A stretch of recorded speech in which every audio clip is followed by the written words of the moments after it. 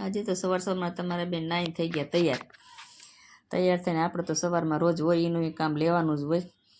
એટલે બાફા મૂકી દીધા હતા ચણા, પછી હતા વઘારવાના, વઘારી નાખ્યા. જો મસ્ત મજાનું બનાવી નાખ્યું શાક ચણાનું. થોડાક ચણા બનાવવાના હતા કોરામાં એવું હતું કે અમારા ઘરમાં થોડાક છે ને મસાલેદાર કોરા ચણા હોય ને તો મજા આવે ખાવાની શાકની હારે, એટલે એ બનાવી નાખ્યા. જો આવા મસ્ત મજાના બનાવ્યા વઘારી, સરસ મજાના. પછી મેં કીધું હવે કામ કરવાનું છે, કામ કરવા જવું છે, પણ આ બધા હુતા છે ને હમણાં ખખડ ભભડ કરીશ ને તો મારો વારો પડી જશે. પણ તોય આપણે તો જીગર કરીને વી જ ગયો.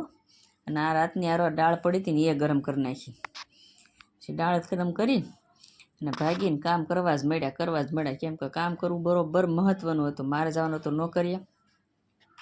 અને પછી બધું કામ કરીને થઈ ગયા આપણે નવરા.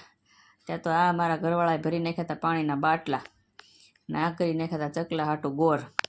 કેમ કે મારે લઈ જવાના હતા ત્યાં ચકલીને દેવા, ખિસકોલા ને ચકલા ને બધા હોય, એટલે એના માટે મારે રોજ લઈ જ જવાના.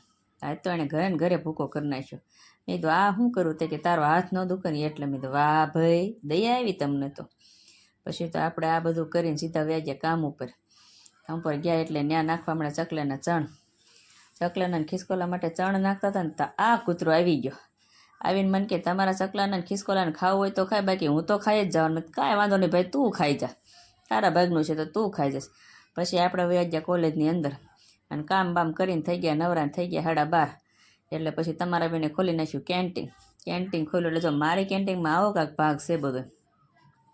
કેમ કે અમારી છોકરીઓ બહાર ન જાય ને એટલે મેં કેન્ટીનને કરું છું. આ હતા સમોસા. જો તમારે સમોસા ખાવા હોય ને તો આવી જજો.